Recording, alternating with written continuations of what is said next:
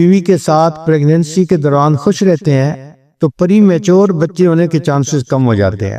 اور دوسرا، عورت کا جو بلڈ پریشر شوٹ کرتا ہے بچے کے دوران، پھر وہ شوٹ نہیں کرتا، اس کا بلڈ پریشر زیادہ نہیں ہوتا۔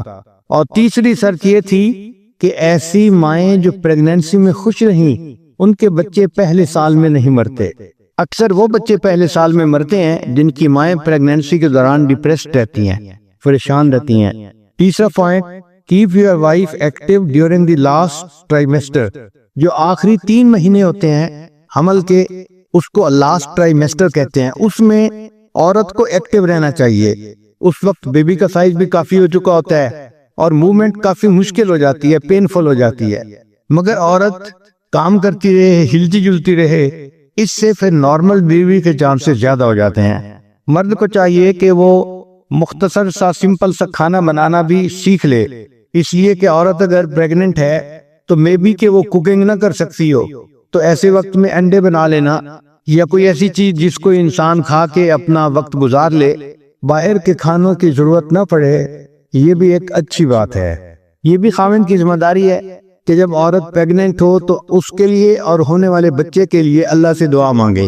چنانچہ انبیاء کرام نے اپنے ہونے والے بچوں کے لیے دعائیں مانگی جو قرآن مجید میں منقول ہے۔ آج کل چونکہ الٹرا ساؤنڈ کافی ایڈوانس ہو چکا ہے اور کافی پہلے جنڈر کا پتہ چل جاتا ہے، تو اگر پتہ چل جائے کہ بیبی گرل ہے یا بیبی بوائے ہے تو اس کے حساب سے جو چیزیں ہوتی ہیں وہ بھی خرید لینی ایک اچھی چیز ہے۔ یہ وہ کام ہے کہ جو بیبی کے برتھ سے پہلے کرنے پڑتے ہیں۔ اس کیفیت میں عورت کو کوآپریشن چاہیے ہوتی ہے، عورت کو محبت چاہیے ہوتی ہے، تو عورت کو سپورٹ دینی چاہیے فل، تاکہ اس کو اطمینان ہو ذہنی طور پہ کہ میرا ہسبینڈ میرے ساتھ ہے، اور پریگننسی میں کوئی بھی مشکل ہوگی تو اللہ تعالیٰ کی رحمت ہوگی۔ درد ذہ کی جو تکالیف ہیں بہت زیادہ سوئر ہوتی ہیں، بہت سوئر ہوتی ہیں۔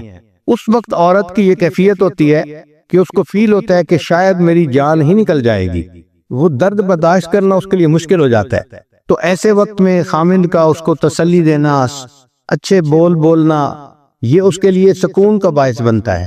قرآن مجید میں بی بی مریم کے بچے کی ولادت کا واقعہ ہے، تو ان کو جب درد ذہ ہو رہی تھی تو ان کی ڈپریشن کی یہ کیفیت تھی کہ وہ کہنے لگیں یا لیتنی مت قبل ھذا وکنت نسیا منسیا، اے کاش کہ میں اس سے پہلے مر جاتی اور کوئی بھولی بسری چیز ہوتی، میرا وجود ہی ختم ہو چکا ہوتا۔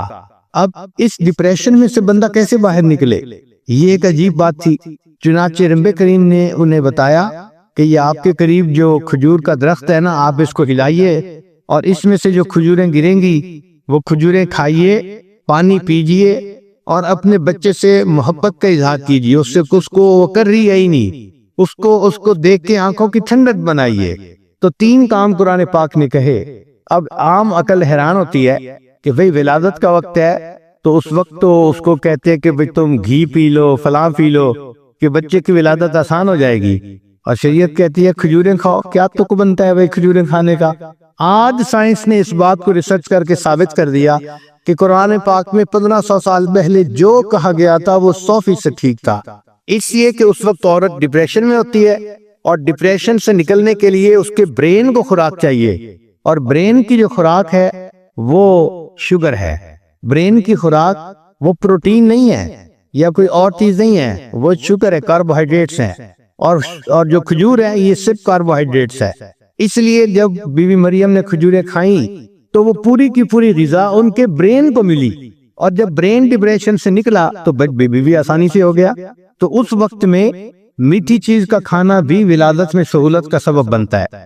ایک صحابی نے اپنی والدہ کو گرمی کے موسم میں اپنے کندھے پہ اٹھا کے اس طرح حج کا طواف کروایا کہ ان کے اپنے پاؤں کے نیچے جوتی بھی نہیں تھی، تو نیچے سخت گرم پتھر تھے، پاؤں جل رہے تھے اور پاؤں میں چھالے بن گئے تھے۔ پھر وہ نبی علیہ السلام کی خدمت میں حاضر ہوئے، اے اللہ کے حبیب صلی اللہ علیہ وسلم، میں نے اپنی والدہ کو اپنی کمر پہ اٹھا کے اس طرح حج کروایا ہے کہ میرے پاؤں میں جوتی بھی نہیں تھی، سخت گرمی میں تکلیف اٹھا کے میرے پاؤں میں چھالے بن گئے، میں چلنے کے قابل نہیں رہا۔ اے اللہ کے حبیب صلی اللہ علیہ وسلم، کیا میں نے اپنی والدہ کا حق ادا کر دیا ہے؟ تو نبی علیہ السلام نے جواب میں فرمایا کہ جب تمہاری ولادت کا وقت تھا اس وقت تمہاری والدہ کو جو دردیں اٹھ رہی تھیں ہو سکتا ہے کسی ایک درد کا بدلہ تم نے ادا کر دیا ہو، اور والدہ کے اوپر تو اس وقت کیا کیفیت ہوتی ہے یہ ماں ہی جانتی ہے، بچے کی ولادت کے وقت اس کے بس میں نہیں ہوتا، اسی لیے جو ہے اس کو اس وقت سمپتھی کی ضرورت ہوتی ہے۔ مردوں کو کیا پتہ کہ عورت کے ساتھ کیا گزرتی ہے، تو ایسے وقت میں غصہ کرنا اور چھوٹی سی بات پہ بگڑ جانا یہ بیوقوفی کی علامت ہے۔ عقل کو اس طرح اپنے سے دور نہیں ہونے دینا چاہیے۔ کچھ لوگ ہوتے ہیں وہ چھوٹی چھوٹی بات پہ اپنی عقل کو نا چھٹی دے دیتے ہیں کہ بھئی تم جاؤ باقی میں گزار لوں گا اپنی زندگی، ایسے نہیں کرنا چاہیے۔ خیر بعض لوگوں کے پاس تو عقل ہوتی نہیں، اور جن کے پاس ہوتی ہے وہ اس کو سنبھال کے رکھیں۔ عقل نہ ہونے کے اوپر بھی ایک لطیفہ، ایک شیخ صاحب جو تھے وہ اپنی بیوی کو سائیکل موٹر پہ پیچھے بٹھا کے تیزی سے سائیکل موٹر چلا کے جا رہے تھے۔ راستے میں دوست سے ملاقات ہو گئی، سلام دعا کی، کھڑے ہوئے، اس نے پوچھا بھئی کہاں جا رہے ہو؟ کہتے ہیں کہ جی میں پیزا ہٹ جا رہا ہوں۔ اس نے کہا پیزا ہٹ جا رہے ہو کس لیے؟ کہتے ہیں کہ میری بیوی کو اس وقت لیبر پین ہو رہی ہیں۔ اس نے کہا بیوی کو لیبر پینز ہو رہی ہیں اور تم پیزا ہٹ جا رہے ہو؟ کہتے ہاں وہاں انہوں نے لکھ کے لگایا ہوا تھا ڈیلیوری فری۔ تو کئی لوگ عقل سے ہی فارغ ہوتے ہیں، اور جن کو اللہ نے عطا کرے وہ عقل کو اپنے سے رخصت نہ ہونے دے ایسے موقع پہ۔ خاص طور پر جب بیبی ہو جاتا ہے تو اس کے جو پہلے 6 مہینے ہوتے ہیں، آپ یوں سمجھ لیں جو پہلا چلہ ہوتا ہے وہ بڑا اہم ہوتا ہے والدہ کے لیے۔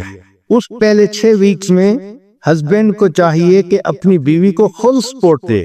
اگر ہو سکے کہ میاں بیوی دونوں اکیلے ہیں اور قریب کوئی اور رشتہ دار بھی نہیں، بہن بھائی جیسے ہوتے ہیں، ماں ہوتی ہے، تو پھر خاوند کو چاہیے کہ وہ اپنے دفتر سے چھٹی لے لے 1.5 مہینے کے لیے، فرسٹ 6 ویکس کے لیے، take time off from work.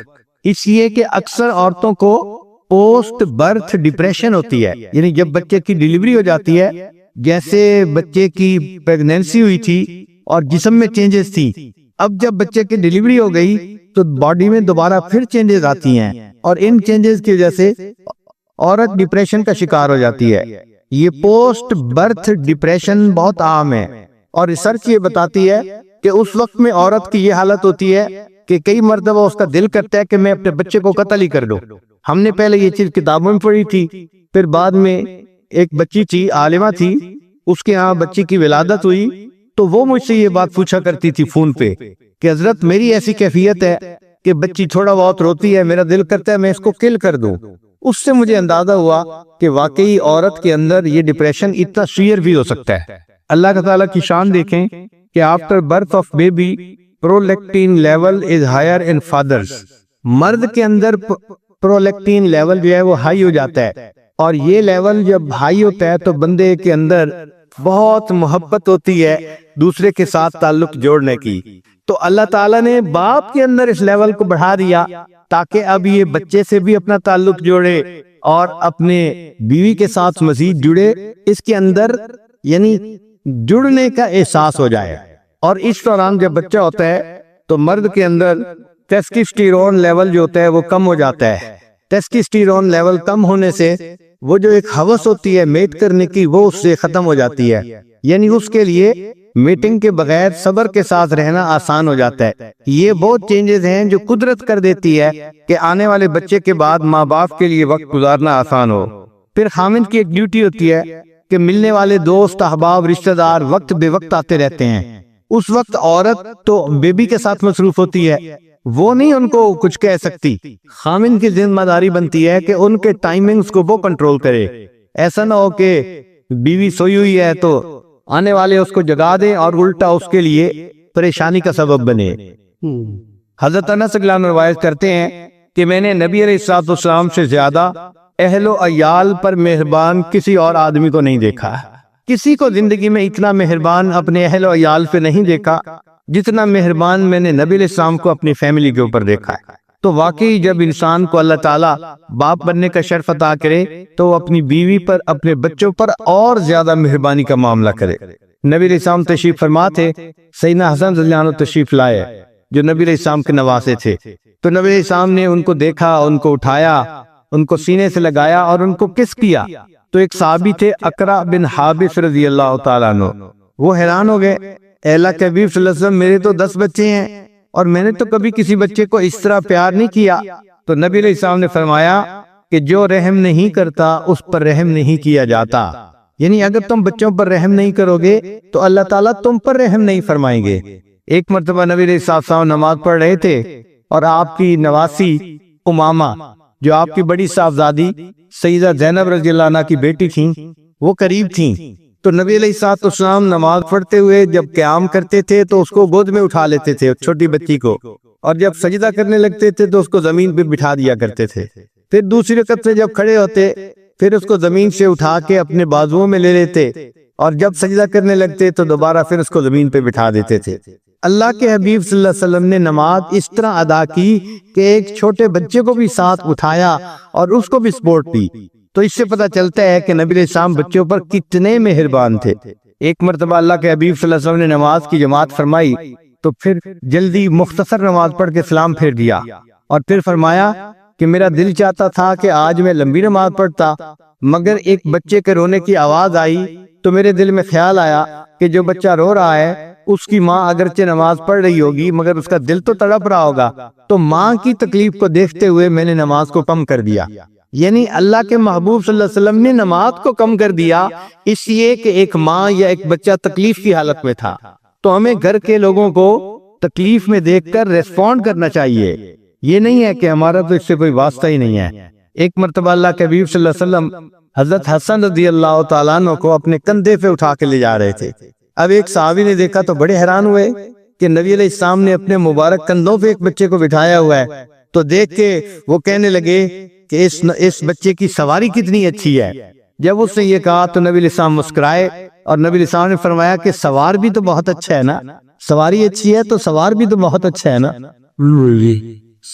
Harvard university کی ایک نئی ریسرچ پبلش ہوئی ہے، اس میں انہوں نے ہزاروں بچوں پہ ریسرچ کی اور 30 سال ریسرچ جاری رہی، یہ 2-4 دن کی بات نہیں تھی، 30 سال تک جاری رہی۔ اس کے بعد انہوں نے لکھا کہ جو باپ بچوں کو ہگ کرتے ہیں تو ان بچوں کے اندر اگریشن ختم ہو جاتی ہے، وہ اگریسو طبیعت کے نہیں بنتے، اس لیے کہ والد ان کو جو ہے وہ حق کرتا ہے اور ان کو کس کرتا ہے، ان کو محبت ملتی ہے، وہ محبت ان کے اندر انڈیوس ہو جاتی ہے، وہ بھی پھر محبت کرنے والے مزاج کے بچے بن جاتے ہیں۔ اور جو بچے پرورش کے دوران اپنے باپ کی محبت پاتے ان کی کامیابی کے چانسز دوسرے بچوں سے 60% زیادہ ہو جاتے ہیں، اور جو بچے پرورش کے دوران باپ کی محبت حاصل کرتے ہیں 30 اور 35 سال کی عمر میں جا کے ان کو ڈپریشن نہیں ہوتا، اس لیے کہ 30-35 سال کی عمر ایک نوجوان کے لیے کاروباری عمر ہوتی ہے، یعنی دفتر میں اہم پوسٹ پہ مینیجر سیٹ پہ ہوتا ہے، اور اگر بزنس کرے تو اس میں بھی اہم اس کا جو ہے نا منصب ہوتا ہے۔ تو 30-35 کی عمر کے جو لوگ ہوتے ہیں ان پہ سٹریسز بہت ہوتے ہیں، لگے ان سٹریسز کو بھی وہ بچہ کوپ کر جاتا ہے جس کو اپنے باپ کی محبت ملی ہو، ورنہ بہت سارے لوگ جن کو محبت نہ ملی ہو وہ ڈپریشن کا شکار ہونے کی وجہ سے اپنے کاموں کے اندر ناکام ہوتے ہیں۔ ہارورڈ یونیورسٹی کی ریسرچ میں تھا کہ جو بچے ٹین ایجر ہو کر بھی باپ کی محبت پاتے ہیں، یعنی 13 سے 19 کی عمر میں بھی ان کو باپ کی کلوزنس ملتی ہے، تو ایسے بچے ڈرگ کم استعمال کرتے ہیں اور سیکس کے تجربات بھی کم کرتے ہیں، کیونکہ ان کو باپ کی محبت مل رہی ہوتی ہے۔ جب ان کو باپ کی محبت نہیں ملتی تو وہ پھر اس قسم کے خراب کام کرتے ہیں۔ جن بچوں کو پرورش کے دوران باپ کی محبت نہیں ملتی ان کے اسکول سے ڈراپ ہونے کے چانسز ڈبل ہو جاتے ہیں، یعنی وہ اسکول سے پڑھائی چھوڑ دیتے ہیں، پڑھ ہی نہیں سکتے، کوئی 10ویں میں نکل جاتا ہے، کوئی 12ویں میں نکل جاتا ہے، وہ اچھے تعلیم یافتہ نہیں بنتے چونکہ ان کو باپ کی محبت نہیں ملی ہوتی۔ چنانچہ ریہیبلیٹیشن سینٹر کے اندر جو آنے والے بچے تھے ان پر ایک لمبا عرصہ ریسرچ کی گئی، تو انہوں نے کہا کہ 75% بچے وہ ہوتے ہیں کہ جن کو پرورش کے دوران باپ کی محبت نہیں ملی ہوتی وہ ریہیبلیٹیشن سینٹر میں آتے ہیں، یعنی وہ ڈرگز کرتے ہیں، نشے کرتے ہیں، بری عادتوں کا شکار ہو جاتے ہیں، اور پھر ان کو دوبارہ ٹھیک کرنے کے لیے ایسے سینٹرز میں بھیجنے کی ضرورت پیش آتی ہے۔ اور ہاسپٹلز کی رپورٹ پہ سٹڈی ہے کہ جو لڑکیاں بغیر باپ کے پلتی ہیں، جن کو باپ کی محبت نہیں ملتی، جن لڑکیوں کو باپ کی شفقت نہیں ملتی، محبت نہیں ملتی، اکثر ان میں سے وہ ہوتی ہیں کہ جو 15 سے 19 سال کی عمر میں پریگننٹ ہو جاتی ہیں اور مائیں بن جاتی ہیں، یعنی شادی سے پہلے مائیں بن جاتی ہیں اس ماحول میں جس ماحول کی ریسرچ ہے یہ۔ تو بچی کو اگر باپ کی شفقت ملے تو وہ کبھی بھی کوئی غیر اخلاقی قدم نہیں اٹھائے گی، اپنے ماں باپ کو کبھی بھی مایوس نہیں کرے گی۔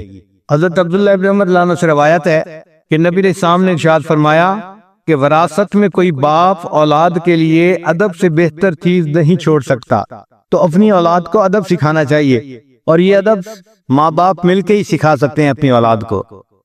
بچوں کے اندر جو بدتمیزی ہوتی ہے نا، یہ ایک دن میں پیدا نہیں ہوتی، یہ آہستہ آہستہ گرو کرتی ہے۔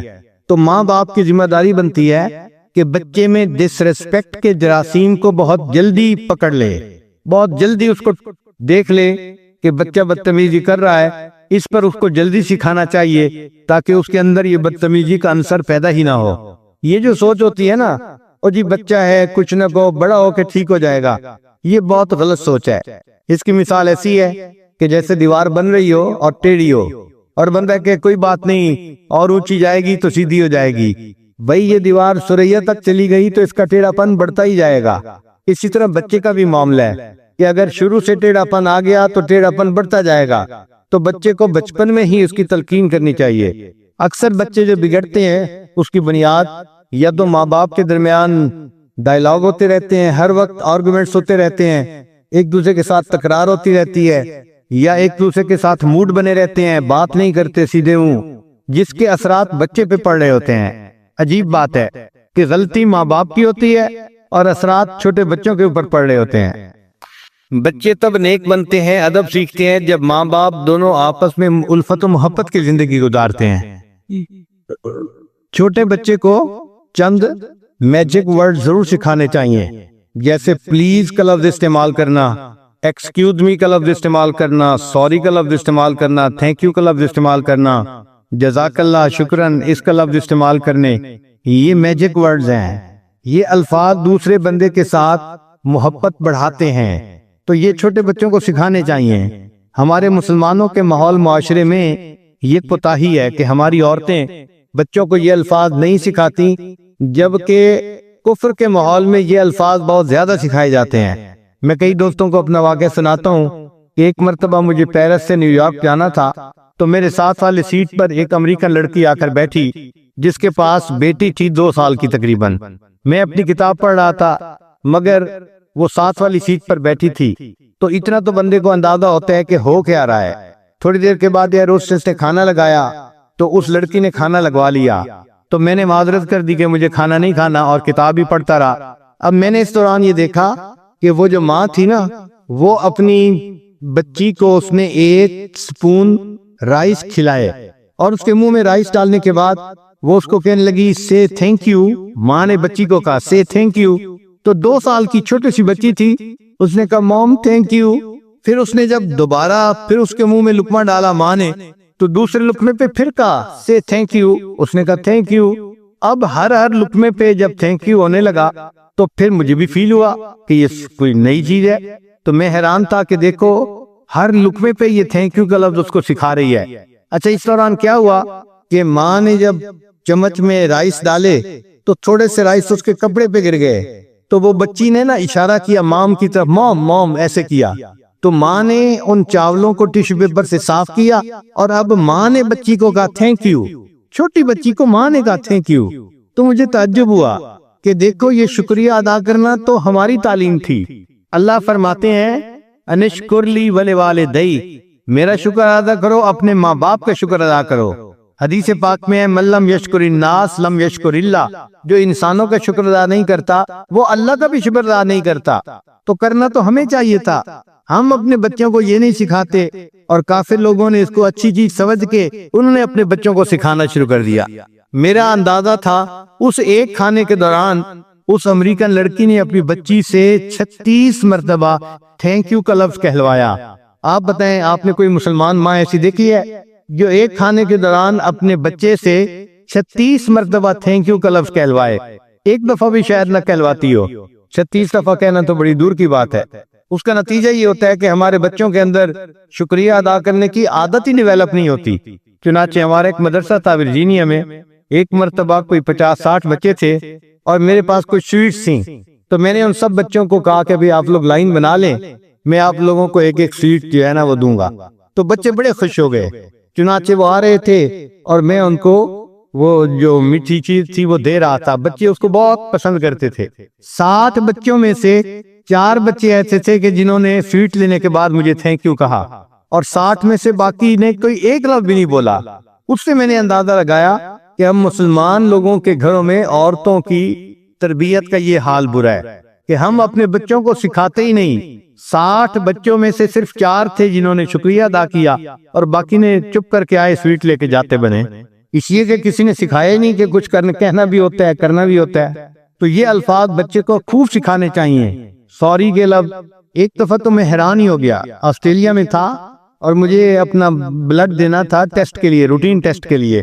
تو ہمارے ایک تعلق والے تھے، ہارٹ سرجن تھے، وہ مجھے اپنے وارڈ میں لے گئے کہ حضرت میں آپ کا بلڈ سیمپل لے کے اور اس کا ٹیسٹ کروا لیں گے. ہم نے کہا بہت اچھا ہے. ان کو میں نے بتایا کہ دیکھیں جو بلڈ نکالنا ہوتا ہے نا، اس کے لیے تجربہ کار بندے کی ضرورت ہوتی ہے، کیونکہ میری وینز اتنی زیادہ واضح نہیں ہوتی کہ فوراً ہی اس کا بلڈ نکالا جائے. تجربہ کار بندہ چاہیے. عام ڈاکٹر اگر نکالنا چاہے تو وہ 3-4 ٹرائیاں کرنے کے بعد کہیں جا کے نکالتا ہے. اس نے کہا جی کوئی مسئلہ نہیں، ہم کر لیں گے. چنانچہ وہ گیا، اس کے بعد اس سے جا کے 2 ٹرائیاں کی تو 2 ٹرائیوں میں بلڈ نہیں اس سے نکل سکا. پھر اس نے سوچا کہ اچھا میں دوسرے ڈاکٹر کو بلا لیتا ہوں. تو وہ ایک آسٹریلین ڈاکٹر کو بلا کے لے آیا اور کہنے لگا کہ بھئی اس پیشنٹ کا بلڈ جو ہے نا لینا ہے، سیمپل لینا ہے، تو آپ پلیز میری ہیلپ کر دیں. اس نے کہا بہت اچھا. اب وہ آسٹریلین ڈاکٹر جب آیا تو اس نے آ کے پوچھا کہ پہلے کتنی دفعہ پرک کی ہے؟ اس نے کہا جی 2 دفعہ. تو وہ مجھے کہتا ہے سوری. یعنی جس نے پرک نہیں کیا تھا نا، وہ سن کے کہ 2 دفعہ پرک کیا جا چکا ہے، وہ مجھے کہتا ہے جی سوری. میں حیران ہوا کہ دیکھو یہ کافر ہے دیکھنے کو، لیکن اس کے اندر یہ ایسی اچھی عادت ہے کہ اس کو دوسرے کی تکلیف کا احساس ہے. پھر اس کے بعد اس نے میرا بازو پکڑا اور وین کی جگہ کو دیکھا، اور وہ مجھے تھوڑی دیر بعد سوری کر رہا تھا. میں نے گنا تقریباً کہ بلڈ سیمپل لینے کے دوران اس نے 11 مرتبہ سوری کا لفظ کہا. 11 مرتبہ سوری کا لفظ کہا. میں اس وقت وش کر رہا تھا کہ کاش میرے اندر یہ عادت ہوتی کہ میں بھی اپنی غلطیوں کے اوپر اس طرح سوری کرتا. ایک کافر ہے اور اس کے اندر اتنا سوری کرنے کی عادت ہے، ہم مسلمانوں کے اندر کیوں نہیں ہے؟ ہونی تو ہمارے اندر چاہیے تھی. یہ تربیت کی کوتاہی، تربیت کی کمی کی وجہ سے ہے. ایک بڑا اہم نقطہ کہ جب ہم بچے کو کریکٹ کر رہے ہوتے ہیں نا، تو اس وقت ریسپیکٹ فلی اس کو بتانا یہ بڑا اہمیت رکھتا ہے. ہم غصے میں بتاتے ہیں، بچے کو فیل ہوتا ہے کہ امی مجھ سے نفرت کرتی ہے، ابو مجھ سے نفرت کرتے ہیں، مجھ سے ہیٹ کرتے ہیں. ہم غصے کا منہ بناتے ہیں، تجھے بتایا نہیں ہے، تجھے سمجھایا نہیں ہے. تو اس وقت بچے کو جو سمجھانا چاہیے وہ بہت پولائٹلی سمجھانا چاہیے. جیسے کوئی ہمدرد سمجھا رہا ہوتا ہے نا، تو سمجھا کے بات کرنی چاہیے، ڈانٹ کے بات نہیں کرنی چاہیے. اس ذرا فرق کو سمجھنے کی کوشش کیجئے کہ جب بھی آپ بچے کو کریکٹ کرنا چاہتے ہیں، بتانا چاہتے ہیں کہ یہ کرنا ہے، یہ نہیں کرنا، تو اس کو اس طرح نہ کریں کہ بچے کو کہ جی ڈانٹ کے کہہ رہے ہیں، نفرت سے کہہ رہے ہیں، بلکہ بچے کو یہ احساس ہو کہ بڑی ہمدردی کی وجہ سے مجھے یہ بات سمجھائی جا رہی ہے. تو بچہ اس چیز کو جلدی جو ہے وہ پک کر لیتا ہے. اور جب بچہ ڈس ریسپیکٹ شو کر رہا ہو، اس وقت بچے کو کبھی بھی نہیں ڈانٹنا چاہیے، کیونکہ وہ ڈس ریسپیکٹ کے موڈ میں جا چکا. اب جتنا ڈانٹیں گے تو اس کے اندر نفرت کے جذبات بڑھیں گے، کم نہیں ہوں گے. اس وقت بچے کو خاموش ہو کے الگ ہو جانا چاہیے اور اکیلا چھوڑ دینا چاہیے، تاکہ اس کا پارا جلدی اتر جائے، تاکہ اس کا غصہ جلدی ختم ہو جائے. چنانچہ بچے کے حقوق ماں باپ پر ہوتے ہیں. بچے کو اچھا کھانا کھلانا، اچھے کپڑے پہنانا. پھر بچہ بڑا ہو جائے تو اس بچے کو علم سکھانا، پھر گھوڑ سواری سکھانا، تیر اندازی سکھانا، سوئمنگ سکھانا. یہ ماں باپ کی ذمہ داری ہوتی ہے کہ وہ بچے کو یہ چیزیں سکھائیں تاکہ وہ ایک اچھا انسان بن کے زندگی گزار سکے. نبی علیہ الصلوۃ والسلام اپنے سامنے بچوں کی دوڑ لگواتے تھے. اللہ کے محبوب صلی اللہ علیہ وسلم، حدیث مبارکہ میں ہے کہ آپ صلی اللہ علیہ وسلم جو خاندان کے بچے تھے تو آپ تشریف فرماتے تھے اور ان سب کی ایک لائن بنوا دیتے تھے اور ان کو فرماتے تھے کہ تم دوڑ کے میرے پاس آؤ. تو بچے دوڑتے تھے اور ایک بچہ جو ہے وہ نبی علیہ السلام کے اوپر آتا تھا تو نبی علیہ السلام اس کو بازوؤں میں لے کے سینے سے لگا لیتے تھے. پھر دوسرا بچہ اس کے اوپر آتا تھا، تیسرا اس کے اوپر، چوتھا اس کے اوپر. سارے بچے ایک دوسرے کے اوپر اس طرح آتے تھے.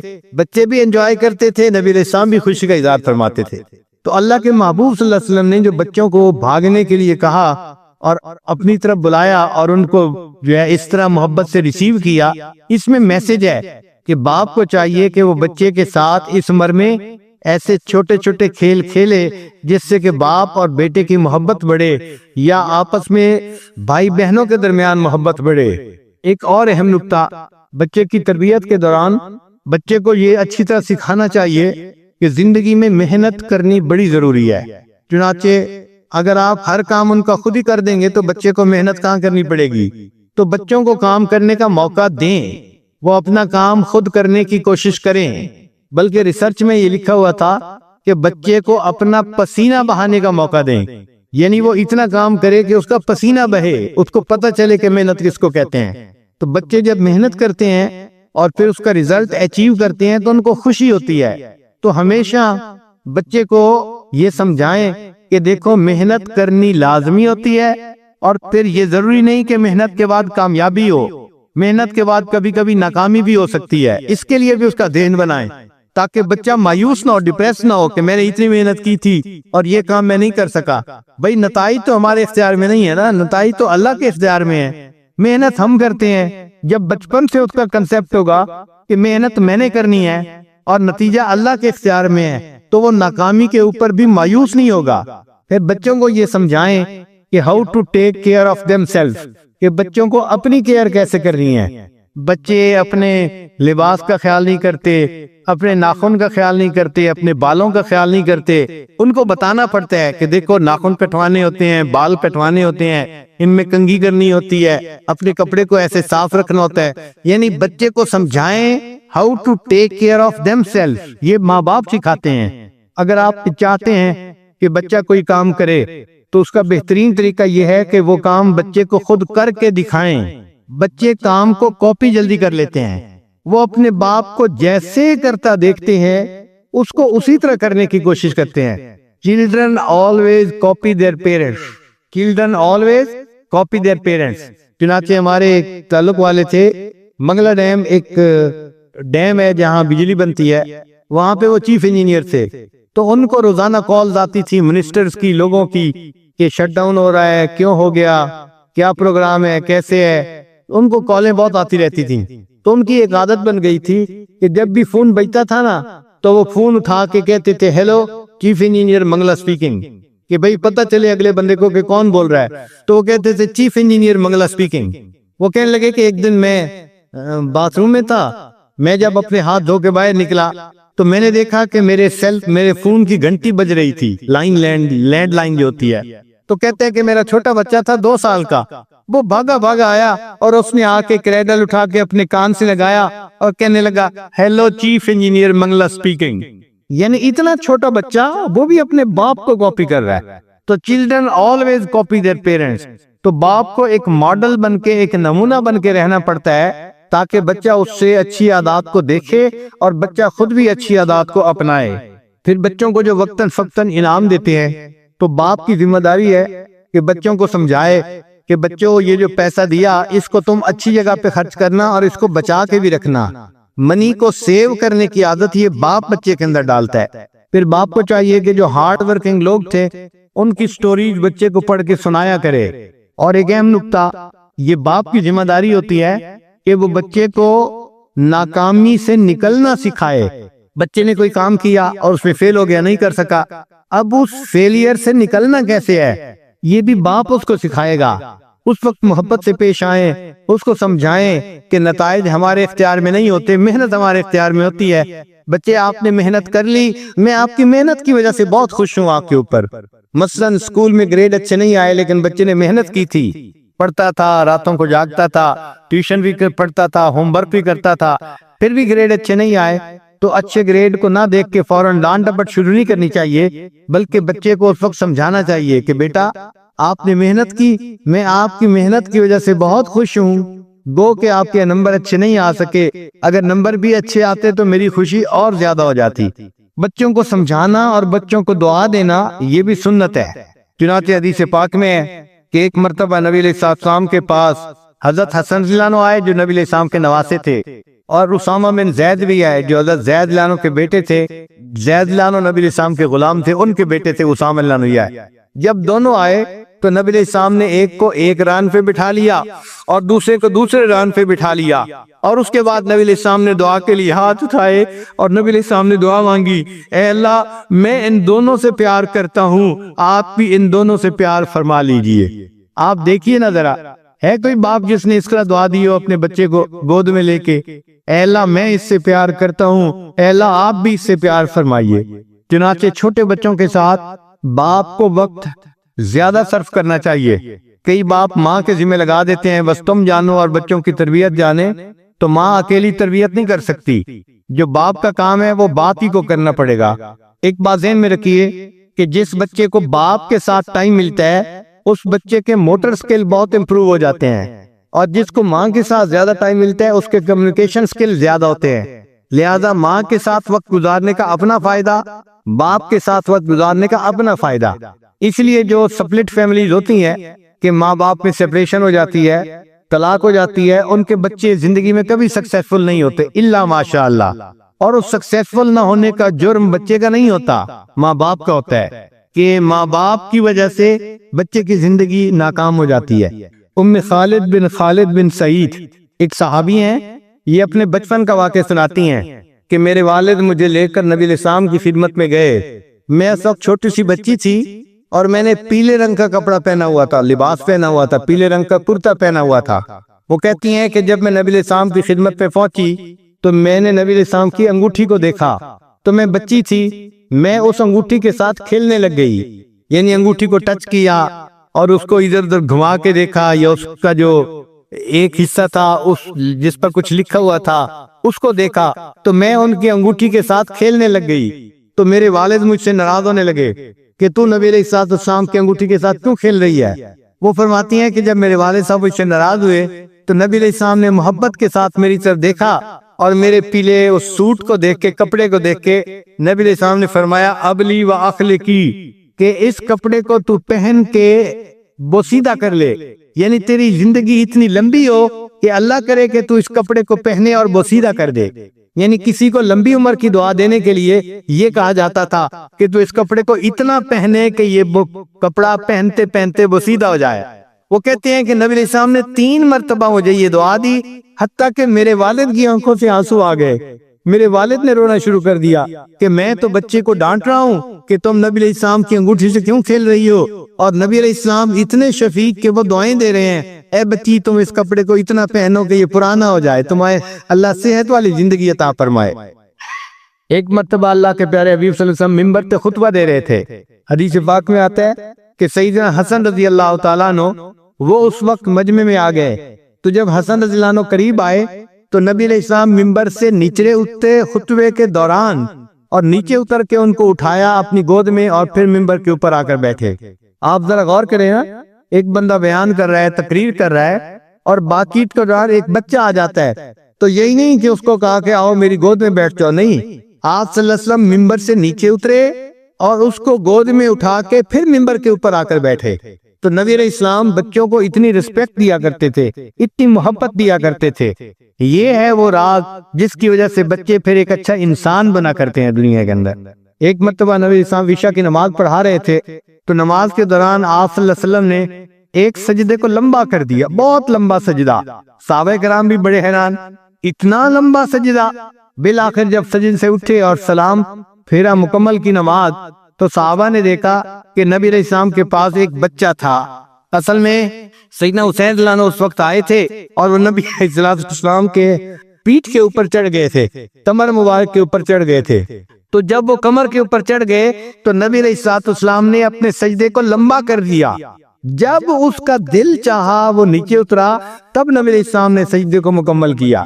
جن بچوں کو باپ کے پاس ساتھ کھیلنے کا موقع ملتا ہے، ہارورڈ یونیورسٹی کی ریسرچ ہے کہ ان کا آئی کیو لیول زیادہ ہو جاتا ہے۔ ہارورڈ یونیورسٹی نے ایک ریسرچ 25 سال کی اسٹوڈنٹس کے اوپر، 25 سال انہوں نے اپنی ریسرچ جاری رکھی، اور 25 سال کے بعد انہوں نے نتیجہ نکالا کہ جو بچے دنیا میں کامیاب ہوتے ہیں یہ وہی ہوتے ہیں کہ جن کے پلنے کے دوران ان کو باپ کی شفقت محبت ملی ہوتی ہے۔ جو بچے بدنی کھیل کھیلتے ہیں، یعنی فٹ بال کھیلنا، دوڑنا، بھاگنا، اس سے بچوں کے اندر ADHD سمپٹمز ریڈیوس ہو جاتے ہیں، اور بچوں کے اندر سٹریس لیول بھی ریڈیوس ہو جاتا ہے۔ اور کھیلنے کے دوران بچوں کو دھوپ میں وٹامن ڈی ملتی ہے، اس وٹامن ڈی سے بھی بچے کی طبیعت کے اندر تازگی آتی ہے۔ 2 وقت ہوتے ہیں جب بچے بہت جلدی سیکھتے ہیں، ہمیشہ اس وقت کا فائدہ اٹھانا چاہیے۔ ایک بچے جیسے ہی گاڑی میں بیٹھیں گے نا تو وہ لرننگ موڈ میں چلے جاتے ہیں، اس لیے وہ کوسچنز کے اوپر کوسچن پوچھتے ہیں، ایک کوسچن، دوسرا کوسچن، تیسرا کوسچن۔ تو ماں باپ کو پتہ ہونا چاہیے کہ بچے جیسے ہی گاڑی میں بیٹھیں گے تو یہ لرننگ موڈ میں آئیں گے، تو اس وقت ان کو ڈانٹ ڈپٹ نہیں کرنی، بلکہ ان کو ہم نے اس وقت اچھی اچھی باتیں سمجھانی ہے، سکھانی ہے۔ اور دوسرا، بچے کھانے کے دوران پھر کوسچن بہت پوچھتے ہیں، اس وقت بھی ان کو ڈانٹنے کے بجائے ان کو اچھی باتیں سکھانی چاہیے۔ اور تیسرا، رات کو جب بچے سونے لگتے ہیں تو اس وقت بھی وہ لرننگ موڈ میں ہوتے ہیں، تو اپنی ماں سے کوسچن پوچھتے ہیں، سٹوری سنتے ہیں، پھر سوتے ہیں۔ تو یہ اللہ نے ان کا ایک نیچرل سسٹم ایسا بنا دیا ہے، تو ایسے وقت کو یوٹیلائز کرنا چاہیے۔ ماں کو چاہیے کہ وہ بھی سٹوریز سنبھال کے رکھے اور سوتے وقت بچے کو سمجھائے اور اس سے اچھا نتیجہ نکالے، بچے کو پتہ چلے کہ مجھے زندگی میں کیا بننا ہے۔ ہارورڈ یونیورسٹی کے ریسرچ ہے کہ جو بچے یونیورسٹی میں اے گریڈ لیتے ہیں، یہ ہائی اچیور بچے سب وہی ہوتے ہیں کہ جو کمبائنڈ ماں باپ کی ایفرٹ سے پلتے ہیں، یعنی سپلٹ فیملی کے بچے ہائی اچیور کبھی نہیں بنتے۔ اور جو بچے ماں باپ کے ساتھ مل کے کھانا کھاتے ہیں، ان میں ایٹنگ ڈس آرڈر کے چانسز 35% لیس ہو جاتے ہیں، اور ان بچوں میں اوور ویٹ ہونے کے چانسز 12% کم ہو جاتے ہیں۔ ایسے بچے ڈرگ سے بھی دور رہتے ہیں جو اپنے ماں باپ کے ساتھ مل کے کھانا کھاتے ہیں۔ پھر اسی ریسرچ میں یہ بات بھی ہے کہ کھانے کے دوران آپ اپنے بچے سے کچھ کوسچن ضرور پوچھیں، اس سے آپ کو بچے کی شخصیت کا اندازہ ہوگا۔ پہلا، بچہ آپ بڑے ہو کے کیا بنو گے؟ یہ کوسچن بچے سے سمپل سا چھوٹا سا کوسچن ضرور پوچھیں، تو بچہ بتائے گا میں نے کیا بننا ہے، عالم بننا ہے، حافظ بننا ہے، میں نے مفتی بننا ہے، یا میں نے انجینئر بننا ہے، ڈاکٹر بننا ہے، کیا بننا ہے۔ تو بچے سے اس کے زندگی کے آبجیکٹیوز کے بارے میں ضرور پوچھیں۔ پھر بچے سے یہ پوچھیں کہ بچے یہ بتاؤ کہ گاڑی میں سیٹ بیلٹ باندھنا کیوں ضروری ہے؟ تو چھوٹا بچہ بتائے گا کہ کیوں ضروری ہے۔ اگر صحیح جواب دے تو اچھا، نہیں تو آپ سمجھائیں اس کو کہ سیٹ بیلٹ کے فائدے کیا ہیں۔ اس کا فائدہ یہ ہوگا کہ جب وہ کل کو گاڑی میں بیٹھے گا تو سیٹ بیلٹ باندھنے میں نخرے نہیں کرے گا، تنگ نہیں کرے گا۔ ایک کوسچن یہ بھی پوچھیں کہ بچے بتاؤ تمہارا پسندیدہ مضمون کون سا ہے؟ تو کسی کو میتھمیٹک پسند ہوتا ہے، کسی کو لینگویج پسند ہوتی ہے، کسی کو ہسٹری پسند ہوتی ہے۔ تو جو اس کو لینگویج مضمون پسند ہوگا وہ اس کی شخصیت کی عکاسی کرے گا۔ بچے سے یہ کوسچن پوچھے، بچے ہم اپنے گھر کے ماحول کو بہتر کیسے بنا سکتے ہیں؟ حالانکہ وہ بچہ بہت چھوٹا ہے، وہ یہ بات نہیں بتا سکتا، لیکن اس کی اپنی ایک دنیا ہے نا، تو یہ دیکھیں کہ اپنی دنیا میں اس کی سوچ کیا ہے کہ گھر کا ماحول کیسے بہتر ہو سکتا ہے وہ جواب دے کہ ابو پلیز آپ غصہ کم کیا کریں۔ اس لیے پھر ایسے کوسچن ہم پوچھتے نہیں بچوں سے۔ ایک بہت اہم کوسچن، بچے سے یہ کوسچن ضرور پوچھیں، بیٹے آپ نے کبھی کسی کی خدمت کی ہے اللہ کی رضا کے لیے، کسی کی مدد کی ہے اللہ کی رضا کے لیے؟ تو بچہ نیریٹ کرے کہ اس نے کسی کلاس فیلو کو اللہ کے لیے ہیلپ کیا، کسی دوست کو اللہ کے لیے ہیلپ کیا، اس نے کسی پہ ترس کھایا، اس نے کسی کے غم میں اس کا ساتھ لیا۔ اس چیز کے پوچھنے سے اس بچے کے اندر یہ صفات اور زیادہ ہو جاتی ہیں، اور بچہ اگر ایسے واقعات سنائے تو اس بچے کو خوب اپریشیٹ کرنا چاہیے کہ بچے آپ نے یہ کیا، مجھے سن کے بہت خوشی ہوئی کہ اس کا دل حساس ہے، وہ محسوس کرتا ہے دوسرے کی تکلیف کو۔ پھر جب بچے اسکول جانے والے ہوں تو ان کے جو اسکول کے ایونٹس ہوتے ہیں، ماں باپ کو اس میں دلچسپی رکھنی چاہیے۔ بچے کو پتا ہو کہ میرے گریڈ اچھے آئے ہیں، میرے والدین آئیں گے تو مجھے ان کے سامنے جو ہے وہ سرٹیفکیٹ ملے گا، تو بچہ اور خوش ہوتا ہے اور اچھا اچیور بننے کی کوشش کرتا ہے۔ اور اگر اس نے برے گریڈ لیے ہوں تو اس کو احساس ندامت ہوتی ہے اور وہ سوچتا ہے کہ نہیں آئندہ میں نے اپنے ماں باپ کو نادم و شرمندہ نہیں ہونے دینا۔ پھر بچے کو سمجھائیں کہ دوسروں کی کیئر کرنا اس کو ہمیشہ پریورٹی دیا کرے۔ ایک ہوتا ہے نا اپنی کیئر کرنا، یہ بھی ضروری ہے، ایک ہوتا ہے دوسرے کی کیئر کرنا۔ تو بچے کو سمجھائیں کہ دوسرے کو کیئر کرنا اس کو پریورٹی دیں گے تو اس پر اللہ تم سے راضی ہو جائیں گے، تو بچے کے اندر خدمت خلق کا جذبہ پیدا ہو جائے گا۔ Provide opportunity to children to show empathy for others. Sympathy تو بچے جلدی سیکھ لیتے ہیں، empathy بچے نہیں سیکھ سکتے۔ empathy کہتے ہیں کہ کسی بندے کے ساتھ کوئی برا معاملہ ہو تو اس کے بعد اس کو تسلی دینا، اس کو انکریج کرنے کی باتیں کرنا. پھر بچے کو اپنی اینگر کنٹرول کرنا سکھائیں. اگر بچہ کسی وقت غصے میں آ جائے تو اس کو سمجھائیں کہ بیٹے آپ کو غصہ آ گیا، آپ بیٹھے ہیں تو آپ کھڑے ہو جائیں، آپ کھڑے ہیں تو آپ دوسرے کمرے میں چلے جائیں، آپ وضو کر لیں، آپ نہا لیں، تاکہ اس بچے کو پریکٹیکلی پتا چلے کہ میں نے اپنے غصے کو کنٹرول کیسے کرنا ہے. پھر بچوں کو فیئرلی ٹریٹ کرنا چاہیے. عام طور پہ دیکھا ہے کہ بیٹے کو تو بہت شہزادے کی طرح رکھتے ہیں اور بیٹی کو بہت نظر انداز کر دیتے ہیں. ایسے نہیں کرنا چاہیے. وہ بھی چائلڈ ہے اور وہ بھی چائلڈ ہے، تو براٹ اپ کرنے میں دونوں کو بہت فیئرلی ڈیل کرنا چاہیے. چنانچہ ایک صحابی نے اپنے ایک بچے کو کوئی چیز دی تو نبی علیہ السلام نے اس سے پوچھا کیا آپ نے دوسرے بچوں کو بھی یہ چیز دی؟ تو اس نے کہا کہ میں نے دوسروں کو تو نہیں دی. نبی علیہ السلام نے فرمایا اللہ سے ڈرو اور بچوں کے ساتھ برابری کا سلوک کیا کرو. اللہ سے ڈرو اور بچوں کے ساتھ برابری کا سلوک کیا کرو. ہم نے اپنی زندگی میں جو بیٹا سیف اللہ ہے اس کو جب بھی کوئی کھلونا دینا ہوتا تھا تو ہمیں 3 کھلونے خریدنے پڑتے تھے. ہم اس کو ایک کھلونا خرید کے دینا چاہتے تھے، لیکن وہ اپنا کھلونا خریدنے کے بعد کہتا تھا ابو حبیب اللہ کے لیے بھی خریدنا ہے، اور جب اس کے لیے خرید دیتے کہتا تھا میں نے صالحہ کے لیے بھی خریدنا ہے. وہ جب بھی کہیں جاتا تھا کبھی بھی ایک چیز نہیں لاتا تھا، 3 چیزیں لاتا تھا. یہ اس وجہ سے کہ اس کے اندر ایک ہمدردی کا مادہ تھا. چنانچہ ایک مرتبہ ہمارے گھر میں ایک فقیر عورت آئی، بوڑھی عورت تھی دیہاتی، اور میری اہلیہ کے پاس بیٹھ کے تھوڑی دیر بات کرنے لگی کہ میرے پاس کھانا نہیں اور رمضان شریف آ رہا ہے، میں نے روزے رکھنے ہیں، میں نے فلاں ہے. تو اہلیہ نے ان کو کچھ پیسے دے دیے کہ آپ جا کے رمضان شریف کے لیے اپنی گروسری خرید لیں. اب یہ سیف اللہ باتیں سن رہا تھا، تو جب وہ اٹھ کے جانے لگی تو یہ اپنی امی سے کہنے لگا امی یہ تو اتنی بوڑھی ہے، یہ کیسے چیزیں خریدے گی اور اس کو کھانا پکا کے کون دے گا؟ یعنی چھوٹا بچہ ہے، اس کو یہ تو پتا چل گیا کہ امی نے پیسے دے دیے ہیں، وہ خرید لے گی. لیکن چونکہ وہ بوڑھی تھی اور کمزور تھی تو یہ اس کو دیکھ کے کہہ رہا تھا امی یہ اپنا کھانا کیسے بنائے گی؟ تو پھر امی مسکرائی، اس نے کہا کہ اچھا ابو سے پوچھو، میں اس کا کھانا بنانے کے لیے ساتھ چلی جاتی ہوں. ہمارے بچوں میں سے یہ صرف سیف اللہ کے اندر خاص بات دیکھی ہے ہم نے. باقی بھی بچے ہیں وہ بھی بڑا کیئر کرتے ہیں، لیکن ان کو ایک کھلونا لے کے دیا تو وہ خوش لے کے آ جاتے تھے، لیکن سیف اللہ ہمیشہ 3 چیزیں ہی لاتا تھا. تو یہ صفت ہوتی ہے، اور یہی چیز پھر ہم نے دیکھا کہ سیف اللہ کی یہ صفت اس کی آگے اولاد میں آئی. چنانچہ حنانہ جو ہے اتنی دوسرے کی کیئر کرنے والی بچی ہے کہ کئی دفعہ میں اس کی عادت پہ حیران ہوتا ہوں. بہت زیادہ محبت کرنے والی اور سب کے ساتھ جو ہے وہ تعلق رکھنے والی. چنانچہ ایک مرتبہ میں اپنے کمرے سے باہر نکلا تو ڈاکٹر محسن صاحب کا بڑا بیٹا محمد وہ سرمد کو ذرا ڈانٹ ٹپٹ کر رہا تھا اور ہارڈ ٹائم دے رہا تھا. سرمد سائیکل چلانا چاہتا تھا گھر کے سین میں اور وہ راستے پہ کھڑا ہو گیا تھا. اب سرمد رو رہا ہے، حنانہ بھی رو رہی ہے. میں باہر نکلا تو میں نے بچوں سے پوچھا کہ بھئی رو کیوں رہے ہو؟ تو حنانہ اور سرمد دونوں نے بتایا کہ یہ محمد راستہ روک کے کھڑا ہے، ہم اپنا سائیکل نہیں چلا پا رہے. تو میں نے محمد کو ڈانٹا، محمد آپ ان کو کیوں نہیں کھولنے دے رہے؟ اپنا گھر ہے، اپنے گھر میں بچے نہیں کھیلیں گے تو کہاں کھیلیں گے؟ خیر جب میں نے تھوڑا ڈانٹا، پیارا بچہ ہے، وہ فوراً ایک طرف ہو کے بیٹھ گیا.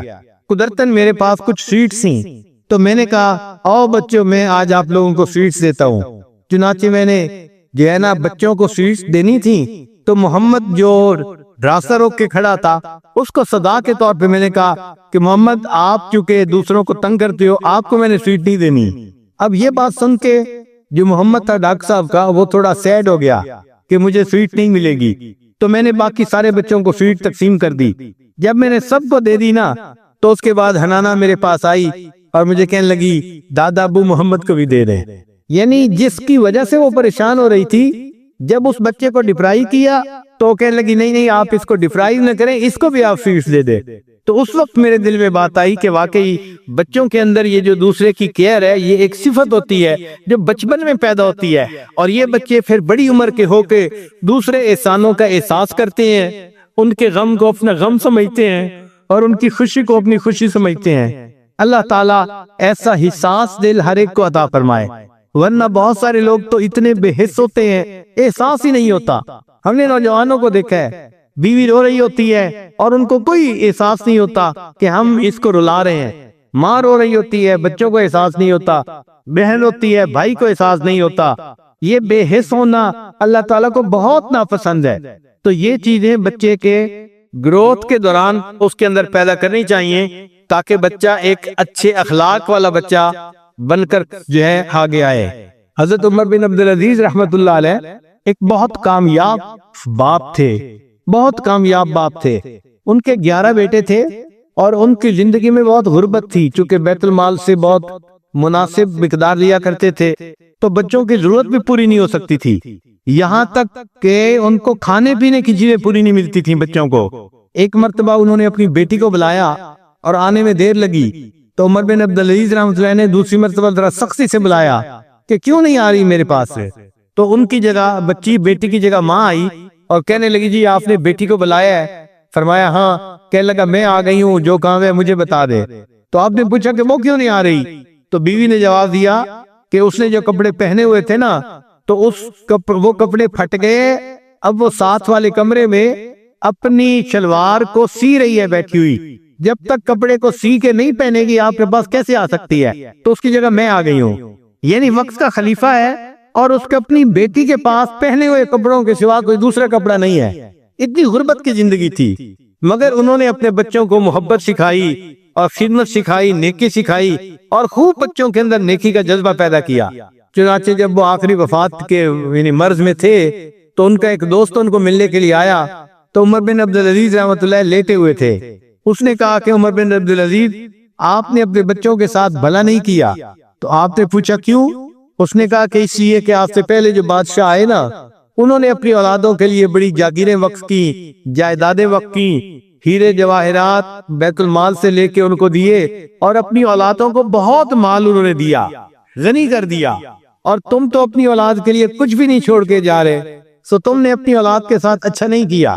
تو جب اس نے یہ الفاظ کہے تو عمر بن عبدالعزیز رحمۃ اللہ علیہ لیٹے ہوئے تھے، اٹھ کے بیٹھ گئے اور فرمانے لگے کہ دیکھو اگر میری اولاد نیک بنی ہے تو میں ان کو اللہ کی سرپرستی میں دے کے جا رہا ہوں، اگر میری اولاد نیک بنی ہے تو میں ان کو اللہ کی سرپرستی میں دے کے جا رہا ہوں، کیونکہ اللہ فرماتے ہیں وَهُوَ يَتَوَلَّى الصَّالِحِينَ، اللہ نیکوکاروں کا خود سرپرست ہوتا ہے، تو میں ان کو اللہ کی سرپرستی میں دے کے جا رہا ہوں، اور اگر میری اولاد نیک نہیں بنی تو میں ان کے فسق و فجور کے اوپر ان کا معاون نہیں بن سکتا۔ یہ عمر بن عبدالعزیز رحمۃ اللہ نے جواب دیا۔ پھر عمر بن عبدالعزیز فوت ہو گئے۔ اللہ کی شان دیکھیں کہ اگلا بندہ وقت کا بادشاہ بنا، اب اس بادشاہ کو اپنے صوبوں کو سنبھالنے کے لیے گورنر کی ضرورت تھی، تو اس نے مشورہ کیا لوگوں سے کہ بھائی مجھے تو کوئی بندہ ایسا چاہیے جیسے عمر بن عبدالعزیز سے، اتنا ایماندار، اتنا دیانتدار، اتنا انصاف کرنے والا، اتنا وفا دکھانے والا۔ تو انہوں نے کہا کہ میاں اگر تمہیں عمر بن عبدالعزیز جیسا بندہ چاہیے تو ان کا جو بڑا بیٹا ہے نا وہ بالکل باپ جیسا ہی ہے، اس کو لے لو۔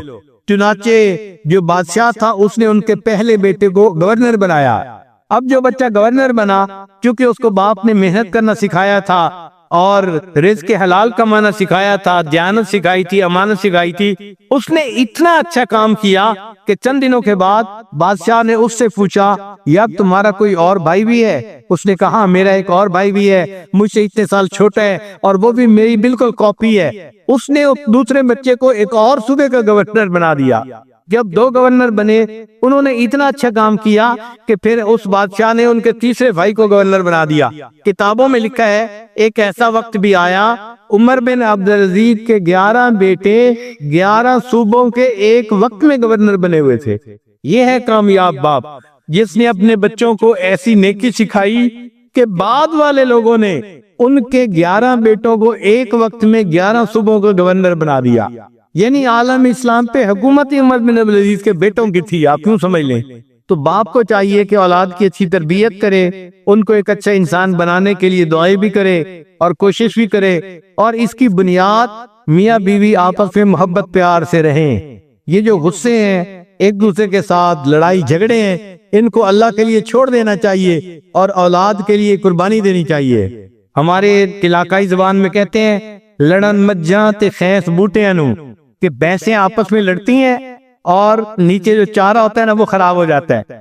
لڑتی تو بھینسیں ہیں لیکن خراب چارہ ہو جاتا ہے۔ اسی طرح لڑتے ماں باپ ہیں اور بچے خراب ہو جاتے ہیں۔ تو اس لیے ماں باپ کو چاہیے کہ وہ بچوں کی خاطر قربانی دیں، آپس میں الفت و محبت سے رہیں، بچوں کی اچھی تربیت کریں تاکہ یہ بچے ایک اچھے انسان بنے اور دنیا میں بھی کامیاب ہوں اور اللہ کی نظر میں بھی کامیاب ہوں۔ اللہ تعالی ہمیں ایک اچھا باپ بن کر زندگی گزارنے کی توفیق عطا فرمائے۔ وآخر دعوانا